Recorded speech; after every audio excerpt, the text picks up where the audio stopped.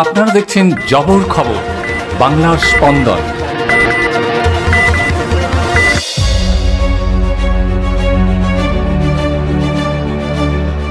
সোনারপুরে চালু হলো সরাসরি দুয়ারে এমএলএ অভিযোগ বাক্স। বৃহস্পতিবার আনুষ্ঠানিকভাবে এই অভিযোগ বাক্সের শুভ সূচনা করেন সোনারপুর উত্তর বিধানসভা কেন্দ্রের বিধায়ক ফিরদৌসী বেগম।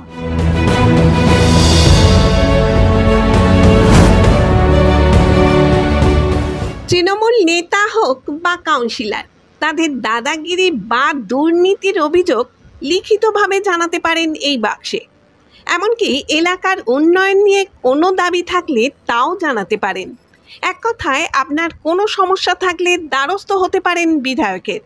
নাম, পরিচয় সমস্ত কিছু গোপন রাখার আশ্বাস বিধায়কের। মানুষের আরও কাছে পৌঁছতে এমনই অভিনব উদ্যোগ নিলেন সোনারপুর উত্তর বিধানসভা কেন্দ্রের বিধায়ক ফিরদৌসী বেগম।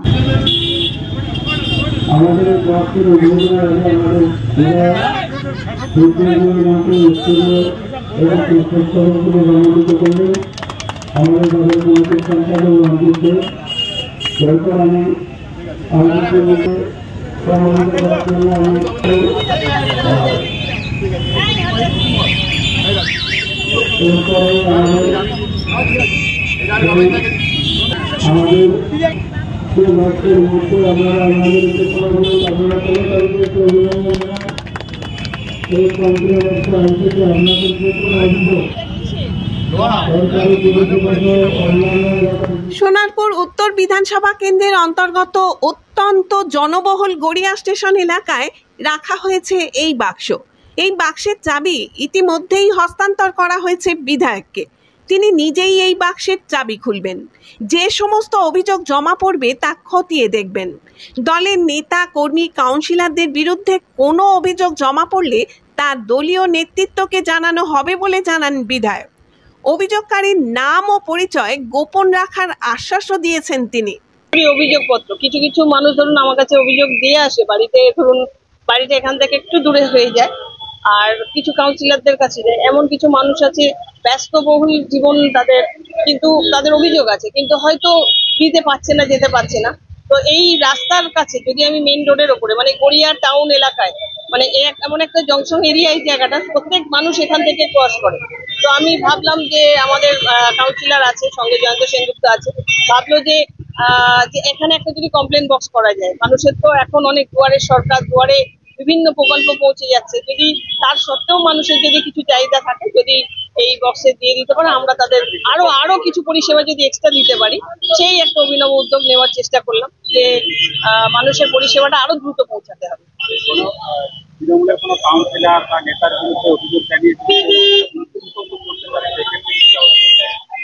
না, সে পড়ুক না, অসুবিধা নেই। যার যে ধরনের অভিযোগ আছে সে তো অবশ্যই জানাবে। তো যথাযথ যে ধরনের অভিযোগ থাকবে তাকে দেখে সেইভাবে ব্যবস্থা যেভাবে নেওয়ার, দলের যেভাবে নির্দেশ, দল যেভাবে দায়িত্ব দিয়ে যেভাবে প্রত্যেকটা দায়িত্ব পালন করতে বলেছে, যে নির্দেশ দিয়েছে, সেই অনুযায়ী তার ব্যবস্থা নেওয়া হবে। অবশ্যই এই যে চাবিটা দেওয়া হয়েছে, সেই কারণে যে তালাটা দিয়ে দেওয়া হচ্ছে, এই বক্স একমাত্র আমিই খুলবো এবং এই লেটার আমিই নেবো, আমিই পড়বো। তো যদি আমার মানে এমএলএ কে জানাতে হয়, এমএলএ ছাড়া এই বক্স কেউ হাত দেবে না, খুলবে না, আর লেটারটাও এমএলএ এর কাছে পৌঁছাবে। এর বাইরে অন্য কিছু হবে না। এবার যে কেউ যদি মনে করে তার নিজের পরিচয় গোপন রাখবে, সেটা অবশ্যই গোপন থাকবে। জয়নগরে এই প্রথম সরকার অনুমোদিত 100 শয্যা বিশিষ্ট নার্সিংহোম স্পন্দন মেটার্নিটি এন্ড নার্সিংহোম। এখানে 24 ঘন্টা আইসিসিউ, এনআইসিউ, ডায়ালিসিস ও সকল প্রকার মাইক্রোসার্জারি, ইউরোসার্জারি সহ অত্যাধুনিক সিয়ামযুক্ত মডিউলার অপারেশন থিয়েটারে স্পাইন, ব্রেন ও অর্থোপেডিক রিপ্লেসমেন্ট সার্জারির সুব্যবস্থা আছে। এখানে সম্পূর্ণ বিনামূল্যে Swasthya Sathi, West Bengal health scheme ও অন্যান্য মেডিক্লেমের চিকিৎসা অপারেশনের সুবিধা পাবেন। Spandan maternity and nursing home, NABH accredited hospital, Thana cross road, Joynagar, Majilpur, Dakshin 24 Pargana. যোগাযোগ 0321822850 ও 9732607328 এবং 9647346036।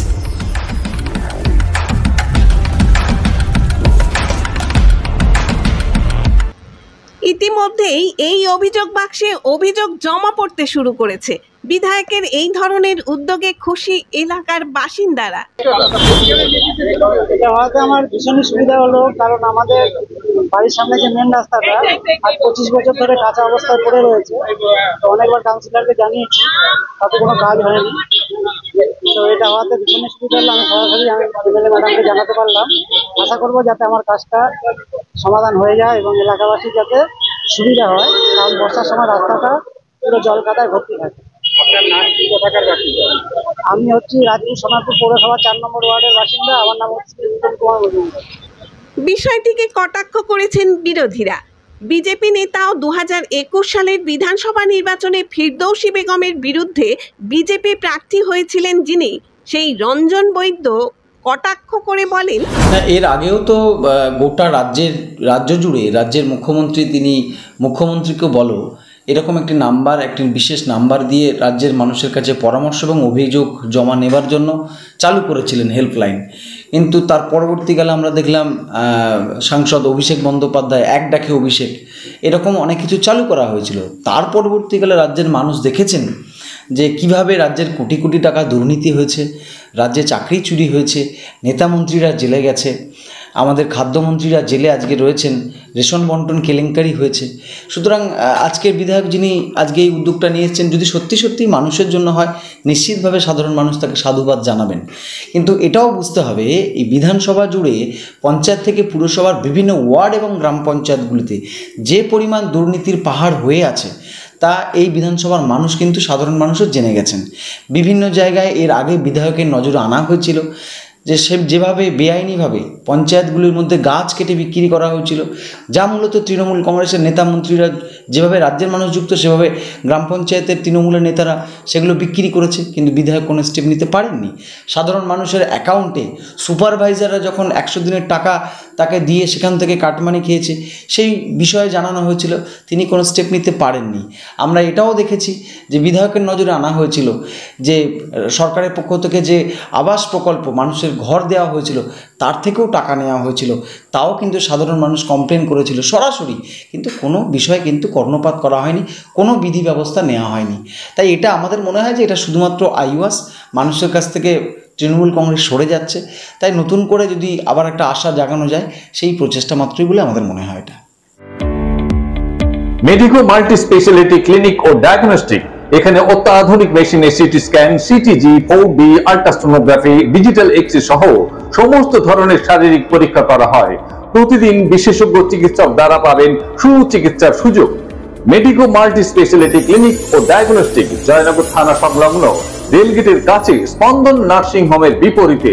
ফোন 9832800700 এবং 9933749467।